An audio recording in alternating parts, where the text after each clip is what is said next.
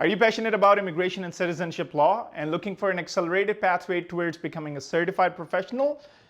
Then graduate diploma in immigration and citizenship law may be the next big step in your life. So in easy words, if you are looking to become an RCIC, that is a regulated Canadian immigration consultant, you need to get this course done in order to be eligible for taking entry to practice exam and becoming a licensed professional. If you are interested in this information, watch this video till the very end so I can break down this whole program for you and make it easy for you to understand and how to apply and what the eligibility criteria of this program is and what is the admission process. So stick till the very end and we will discuss all that in this amazing video. And if you haven't subscribed to me already, subscribe to the video first so you don't miss out on any other important video that I post related to Canadian immigration. See you on the other side. Welcome back. So as I said in the intro of this video, we will be talking in detail about this amazing program that is Graduate Diploma in Immigration and Citizenship Law. But first of all, let me give you a quick overview. The program is offered by Queen's University in Ontario. This 9-course program is spread across 3 terms, fall, winter, and summer, and can be taken under 1 year. It has 9 courses that will make you get all the information related to Canadian and immigration citizenship law. Another thing that is really important to all the people is the cost and the fees associated with this amazing program, which rounds about to $15,933. That is for all the 9 courses together. And one more cost that you have to pay or keep in mind after completing this course or the program is that you also have to pay for the entry to practice exam. Now, what is that? So entry to practice exam is basically once you complete the course, in order to be licensed consultant, you have to pass that exam, which has a fee of $425. And the application fee that you have to pay is $75. So on top of $15,933, you have to pay this $500 in order to be registered or pass the exam to become the immigration license consultant. Since the deadline to get admission in this Queen's University for the January term has passed, let me tell you about the key date that you need to have in your mind when submitting your application for the September intake.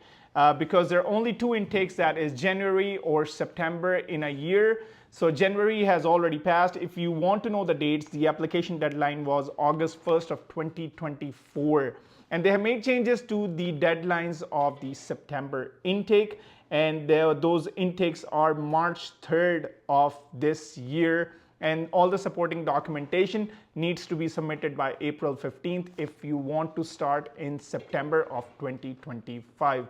Remember, when you submit your application, you will receive the response that is a result of your application within 2 months of the date of admission being closed. So not more than that. So that was a quick overview, but let's talk about the eligibility or the criteria that you need to have in order to apply for the admission.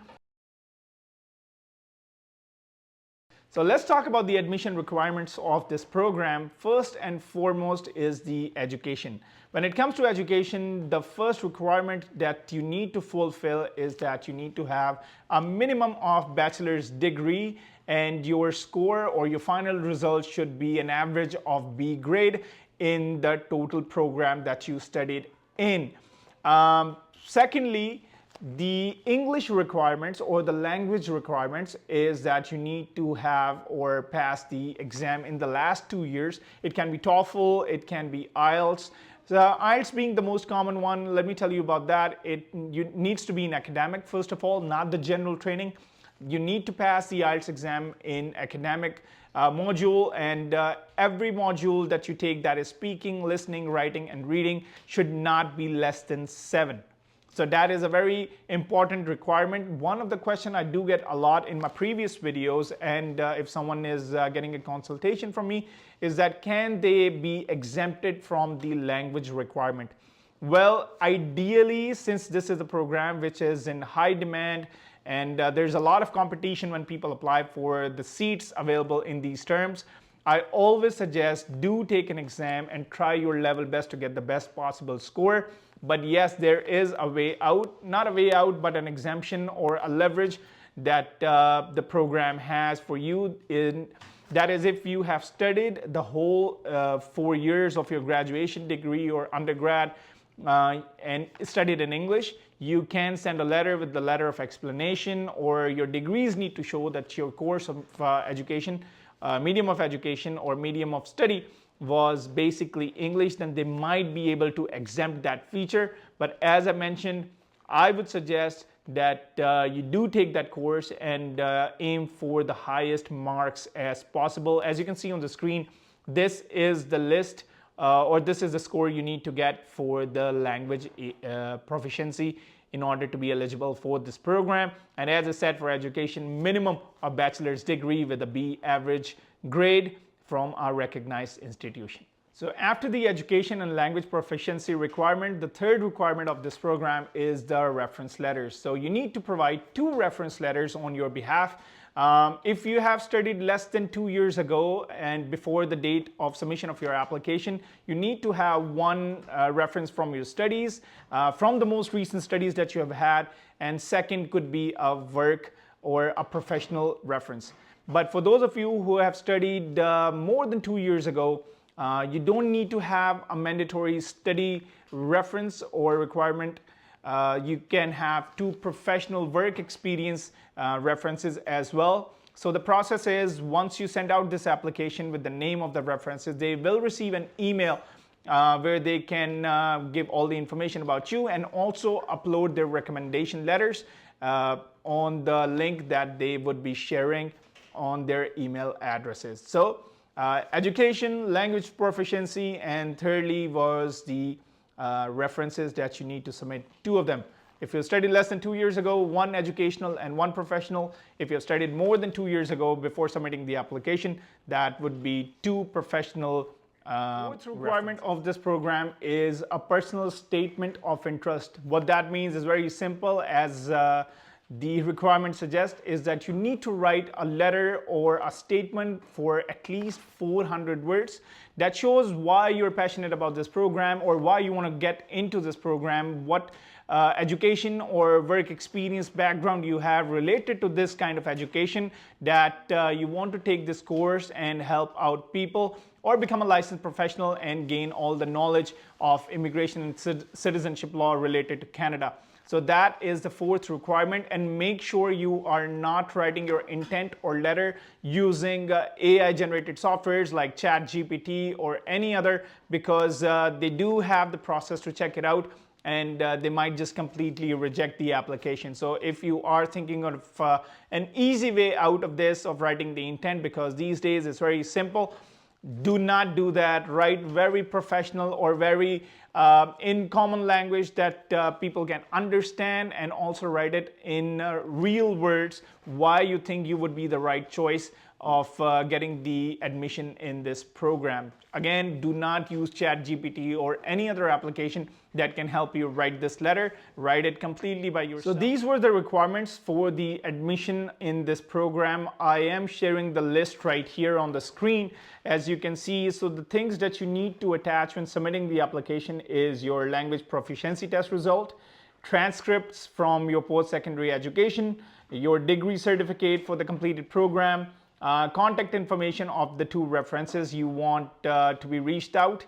Then you need to have a non-refundable application fee of $400. And last but not the least, the statement of interest, why you want to be in this program. The cool thing that I want to share with you guys is the demographics of the class of the students enrolled in this program from a survey from previous years. If we talk about the gender, first of all, you can look on the screen, is 55% females who are interested in this program compared to 44 or 45% of men who are willing to take this program. Secondly, the demographics are really nice when it comes to the location. One common question related to the demographics or the location of people entering in this program is that, can I take this program from anywhere in the world, or is it just open to citizens or permanent residents of Canada? Well, this program can be taken by anyone and anywhere in the world. So this is a graphic I wanted to show you. If you look at the locations, Western Canada 35%, Central Canada 54%, and then Territories 0.4, Eastern Canada 5.4, and also a population from the international students that is 4.7%. That is amazing.